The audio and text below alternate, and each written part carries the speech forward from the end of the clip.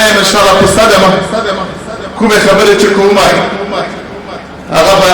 ان شاء الله مختصر وکم ځکه چې زموږ علی قدر مشر جناب مناصر برادر او نور مجاهدین هم منتظر دي چې خلک باندې زما خبره ونه غوي. الحمد لله رب العالمين الرحمن الرحيم رب السماوات والأرض رب العالمين وهو على كل شيء قدير. والصلاة والسلام على نبينا محمد وعلى آله وأصحابه أجمعين. فأعوذ بالله من الشيطان الرجيم. بسم الله الرحمن الرحيم. ولمن خاف مقام ربه جنتان فبأي آلاء ربكما تكذبان. صدق الله العلي العظيم. وقال رسول الله صلى الله عليه وسلم طلب العلم فريدة على كل مسلم. صدق رسول الله صلى الله عليه وسلم. درنو محترم و حاضرینو د افغانستان د اسلامي امارت لوړپوړو چارواکو، جناب محترم زموږ مشر مجاهد ورور ملا برادر اخوند شیخ صاحب دلاور، د پوهنې وزیر صاحب، د اوبو او د برق محترم وزیر صاحب، د کورنۍ چارو معاون صاحب جناب عمری صاحب، شیخ صاحب میر فاروق آغا او نور د دې مدرسې شیوخ کرام، محتمم علماء کرام چې نمونه به دلته ماته د اکثرو نه راځي او ما نه یې لیدلي، او د دې مدرسې ټولو طالب علمانو ته او د خوست ولایت محترمو درنو شریفو خلکو ته او بالخصوص د دې منطقې رابلل شوي مېلمنو ته، دلته ټولو ځوانانو سپین ږیرو مجاهدینو ته، د رسنیو مسؤولینو ته السلام علیکم ورحمة الله وبرکاته. رب اشرح لي صدري ويسر لي امري واحلل عقدة من لساني يفقه قولي. لټول نه مخکې زه هغه فارغینو ته چې نن د فضیلت پګړۍ په سر کوي چې هغه د لویې دورې او د حفظ د دورې فارغین دي، د زړه له کومې ورته مبارکي وایم. الله پاک د دوی په عمرو کې د دوی په علم کې خیر و برکت واچوي، او الله پاک د دغسې فضلات زموږ په جامعه او وطن کې ډېر، او همدارنګه د دوی هغه استادانو ته، شیوخ کرامو ته چې دا څومره وخت د دوی په تعلیم او تربیه او د دوی په تدریس کې تیر کړی، دوی ته هم د زړه له کومه مبارکي وایم، او الله پاک دوی ته جزای خیر ورکړي چې د افغانستان له دغو ځوانو بچیانو سره خپل شپه ورځ یو کړي وو او دوی یې دغه درجې ته ورسول. حمد و ثنا د هغه ذات لروي کوم چې د افغانستان مظلوم او بیچاره ولس په دې باندې قادر کړي چې یوه پېړۍ مخکې له دې نه د دنیا غټ قوت او امپراتوري انګریزان له دې نه شکست ورکړي او له افغانستانه یې وباسي، او بیا حمد و ثنا د هغه ذات لروي کوم چې د مظلوم او بیچاره ملت ته په دې باندې کامیابی و فتح ورکړه چې پخوانی شوروي له 26 ملکونو چې دی وارسا د تړون خلک په ملکونو شکست ورکړ او له دې نه وتښتېدل، او بیا د حمد و ثنا هغه ذات لروي، هغه رب لروي چې په دې 100 کلونو کې یو ځل بیا دا ملت د دې جوګه کې چې امریکا او د سره ناټو ته ټولو ته شکست ورکړي او د شپې په 12 بجو له افغانستانه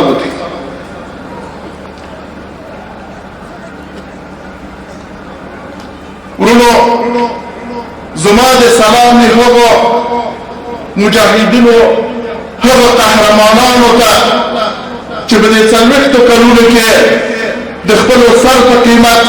د خپلو وینو په قیمت د خپلو کور او بچیانو په قیمت باندې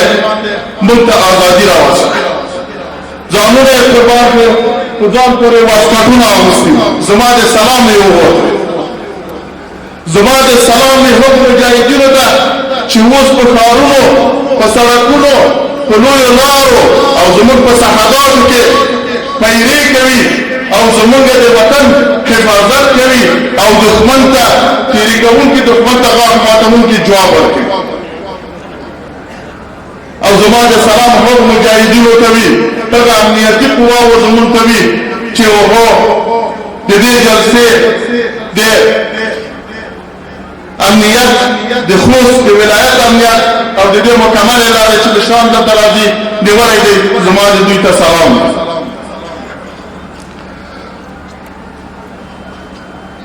محترم ورونو الله جل عظمته 1400 کاله مخکې په خپله اولینه وحی کې چې په جناب رسول الله بهترین د عالم صلی الله علیه وسلم باندې په غار حرا کې نازل کړ هغه اقرأ باسم ربک الذی خلق خلق الانسان من علق اقرأ وربك الاکرم الذي علم بالقلم علم الانسان ما لم يعلم په دې کې کتابونه معناوي شي په دې کې کتابونه حکمتونه دي الله پاک په دغه اوله وحی کې خپل هغه محبوب ته چې جناب رسول الله صلی الله علیه وسلم ده هغه ته وایي چې اقرأ ووایه زده کړه مخه دا یې ورته امر ونه کړي چې لمونځ وکړه دا یې ورته امر ونه کړي چې روژه ونیسه زکات ورکړه حج وکړه یا نورو مسایلو ورته وایي اقرأ مطلب دا ده چې هغې زده کړه اوله زده کړه بیا بعد نه شامل نو ورونو په موږ باندې دا فرض دی چې موږ علم زده کړو او د علم موضوع مخکې جناب منصور صاحب هم ورته اشاره وکړه علم یوازې دغه علم نه دی دا دیني علم چې موږ مدارس کې وایو د قرآن تفسیر او ترجمه او د احادیثو کتابونه او فقهي کتابونه وایو دا ټول مسائل چې نن په مدرسو کې ویل کېږي په پارکونو کې ویل کېږي په مکاتبو کې ویل کېږي دا یو له بل سره تړلي د ټولو ته په مجموع کې علم وایي او که یو د دې کمبود دې ته موږ مکمل عالم نه سو وایي ځکه دا د پیغمبرانو سنت جناب رسول الله صلی الله علیه وسلم همداسې چې په دیني امورو کې رهبر وو مشر وو همداسې په سیاست کې رهبر وو همداسې په حکومتداري کې زعیم وو د مسلمانانو همداسې په اقتصاد کې زعیم وو همداسې په تجارت کې په کروندګري کې او په حکومتداري کې رهبر نو بناءً دغه ټول علمونه په موږ باندې فرض دي او د رسول الله صلی الله علیه وسلم سنت طریقه ده چې باید موږ یې مخته یوسو دا چې په قرآن عظیم شان کې الله پاک وایي واعد لهم ما استطعتم من قوه ومن رباط الخيل ترهبون به عدو الله وعدوكم د دې نه مطلب دا دی چې موږ ځانونه باید دومره ورسوو دومره مخته ولاړ چې دښمن له موږ نه وبېري نن دښمن یوازې په سلاو نه ویلي نن دښمن یوازې په اتومو په نورو شیانو نه ویلي تاسو معلومه ده ډېرو ملکونو سره اتوم بمونه شته مګر بیا هم مسؤلونه نه دي هغه ملکونو نه خلک ډېرېږي چې هغه د نظامي نګاه سیاسي نګاه اقتصادي نگانا علمی نگانا خپل خو باندې ولاړ بیا دنیا ته بیری او دینی علم او د اوس دنیاوی علم دا یو د بل زمادي کار په ځای په دې کې به موږ ضعیف موږ د افغانستان په تاریخ وینو لله الحمد په یو پیړۍ کې درې اول قدرتان موږ باندې مات کړل مګر همدغه قهرمانان چې دا نن زموږ وجه ته تاسې ناستې د خوست خلکو موږ په اقتصادي چارو کې متاسفانه دښمن ته محتاج شو کله چې یو طبیعي آفت په موږ راشي فورا دښمن ته لاس غځوو چې موږ ته شی راولېږه موږ ته کومک راولېږه موږ ته پیسې راولېږه موږ ته اوړه راولېږه که چېرې د زراعت موضوع شي بیا هم غربو هغه نړۍ ته چې موږ سره په کلونو کلونو جنګېدلي ورته محتاج وو ظالم ورته کوو چې راسه زموږ زراعت را عصري کړه که د برق په واسطه یې دنیا ته موږ محتاج ورته وایي راسه موږ ته بندونه جوړ کړه برق راته جوړ کړه زه یې نسم جوړولی همداسې په نورو عرصو کې دا مې خلاصه مثال درته ووایم دا ځکه چې موږ د دنیا خواته دغه علمونه چې په دې باندې زموږ دین تقویه کېږي په دې باندې زموږ شرعي نظام تقویه کېږي دې ته توجه کمه ده او بیا یې نه کوو زه په دې حساب باندې وایم چې د خدای الحمد د اسلامي امارت راتګ سره ډېرې مدرسې زیاتې شوي دي حتی که په هره کوڅه کې هر بازار کې هر ناحیه کې وګورئ په لسګونه مدرسې دي دا ښه زیری دی ښه خبره خو په څنګ کې باید پوهنتون او مکتب ته هم توجه وشي یوازې په دین باندې موږ ورته نه سوټای که دنیا مو سره اصله نه کړه په دې دنیا کې په خپلو پښو نه وولاړ دغسې به لکه دا نن چې لکه دا پرون چې نن زموږ دښمن له زرګونو کیلومترو لرې نه موږ ولیدل موږ پرې خبرې وکړه چې چا ویستلو کومې خوا یې ویستلو دا ځکه چې موږ دنیایي علم نه ده کړی او توجه نه ده ورته کړی خو که موږ دنیایي علم وکړو نن به موږ د دې جوړه وو چې خپل دښمن په خپل ملک کې په خپل کور کې هدف وګرځو او ځان ونه کړو د مدارسو په هکله موږ څو وارې پیشنهاد هم کړی القدر امیر روحي صاحب ته چې دا مدارس باندې تعلیم و تربیه په چوکاټ کې راولي وزیر صاحب معرف ته مخکې تشریف درلود ولاړ زما نیت دا و چې ده ته ووایم زه په دې انتقاد نه کوم زه په چا انتقاد نه کوم خو دا زما نظر دی نن تاسې وینئ زموږ په ګاونډ کې ملکونو کې تنها د امام صاحب د مذهب پیروانو کې 20 ډلې 20 ګروپونه جوړ شوي دي که داسې ډله داخلېږي افغانستان ته نو به په یوه ښار کې 10 قسمه مدرسې په 10 نظرو په 10 فرقو به ویشل شوي اوس به خبر نه وي 10 کاله بعد بیا د یو بل د کفر فتواې صادروي او یو بله به وژني لکه دا نن تاسو وینئ په مطبوعاتو کې وینئ داسې فرقې پیدا شوي چې قرآن مني احادیث نه مني احادیث مني قرآن نه مني یا په تراویح جنګي یا په روزه جنګي یا په زکات په ورور جنګي په بل باندې فتواې صادروي دا مدارس باید کنټرول شي دا مدارس ته باید داسې نصاب تعیین شي چې هغه واقعا د دې ملت په درد باندې خوري او دې ملت ته فایده ورسوي متفرقه مدارس مشکلات جوړوي او بل باید حکومت په خپل چوکاټ کې رسمي کړي د بیت المال له بودیجې نه ورته مصارف ورته وایي طالبان له دې د اخلاص کیسې چندې وکړي طالب له دې اهداف اخلاص کیسې د کلیوالو ډوډۍ کې سترګې نیولي همدارنګه په مکاتبو کې مدارسو پوهنتونو کې باید حکومت جدي توجه وکړي چې دا مرکز د علم وګرځي دا مرکز د انکشافاتو وګرځي دا مرکز د اختراعاتو وګرځي نن موږ یو د سړک جوړولو متخصص نه لرو په افغانستان کې موږ یو موټر نه جوړوو په افغانستان کې موږ یو یخچال په افغانستان کې نه جوړوو دا زموږ کمزوري ده او بله بدبختي زموږ په ملک کې ده پیړۍ دا راروانه ده چې همیشه د مدرسې او مکتب منځ کې د پوهنتون منځ کې غټه فاصله موجوده وي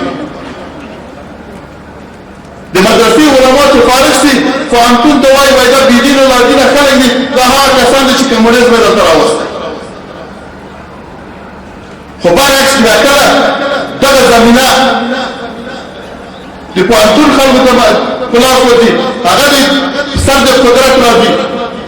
هغه د علماء ورته په بل نظر په بل درک باندې ګوري او د پیړۍ پیړۍ په خپلو منځو کې همدغسې سره وښو سره ورکوي چې علما رامنځته کېږي پوهنتون ضعیفوي چې پوهنتون والا په قدرت راځي مدارسو ته وجوړو کې هغه ضعیف زمونږ د ترقي لار د پیشرفت لار دا ده چې مدارس او مکاتب سره یو ځای شي دا زما نظر دی ما د نظر مشرانو ته هم ورکړی او بې له دې نه زموږ د نجات لار نشته یو عالم چې د مدرسې فارغېږي په دې فکر کې دی چې څنګه بېرته ځان ته بله مدرسه جوړه کړي چې د عایداتو منبع جوړه کړي او یا یو ښه جومات ځان ته پیدا کړي خو د دنیا په سیاست او په اقتصاد او په نورو حالاتو نه ده خبر همدارنګه یو څوک چې له پوهنتونه فارغېږي انجینر ده ډاکټر ده مګر په خپل روزمره امورو چې الله پاک یې فرض کړي دي روزه او زکاتو حج او لمونځ باندې نه دي خبر دا هغه شی دی چې دې خواته افراط دې خواته تفریط راجوړ شوی دا دواړه باید یو ځای شي او د معارف وزیر صاحب د تحصیلات عالی وزیر صاحب باید دې خواته متوجه شي ځکه چې نن دې ته زمینه مسایل بل وخت دې ته څوک اقدام کوي خلک به ډېرې خبرې پسې کوي مګر نن کې دې موضوع ته خلک اقدام کوي څوک په دې کې مخالفت نه کوي ځکه نن یو قوي اسلامي شرعي مرکزي نظام موجود دی چې څوک دې سره مخالفت نه کوي باید زموږ مدارس داسې جوړ شي چې یو څوک لوی دورې نه فارغېږي په څنګ یې باید انجینر وي په څنګ یې باید ورسره ډاکټر وي په څنګ یې باید اقتصاددان وي یو پیلوټ چې طیاره الوزوي په هوا کې ګرځي باید حافظ د قرآن هم وي او یو ښه عالم هم وي یو عسکر یو سرمنصب زمونږ چې په سنګر کې جنګېږي باید ښه عالم هم وي یو ډاکټر زمونږ چې په معاینهخانه کې دي په شفاخانه کې عملیاتونه کې باید د اسلام عالم هم وي حافظ د قرآن هم وي نو بیا به بیا زموږ مشکل حل وي په غیر صورت کې به نه او دا سنت دی د رسول الله صلی الله علیه وسلم سنت دی د خلفای راشدینو ما مخکې درته وویل رسول الله صلی الله علیه وسلم مبارک تنها د دین په لاره کې رهبر نه و رسول الله صلی الله علیه وسلم مبارک په مسجد نبوي کې په مدینه منوره کې د سیاست رهبران وو د دې اسلامي سیاست مخته وو د دې نظامی سنگر او مجاهدینو کارونه مخته وړل یو نظامی جنرال هم وو لاندې د اسلامي اقتصاد جوړ کړی وو او مسلمانانو ته داسې لار جوړه کړه چې په اقتصاد باندې سره وچلېږي یو اقتصادي لوی عالم هم همدارنګه د حکومتداري لوی عالم د جناب رسول الله صلی الله علیه وسلم وروسته خلفای راشدین په همدغه منوال باندې سره روان ابو بکر صدیق رضی الله عنه د اقتصاد لوی ډاکټر و دکتورا یې درلوده تاسو وینئ چې یو تعداد خلک د زکات نه سرغړوي د مبارک په مقابل کې جهاد شروع کړ ځکه دی کېدی چې دا سلسله جاري شوې ده مسلمانانو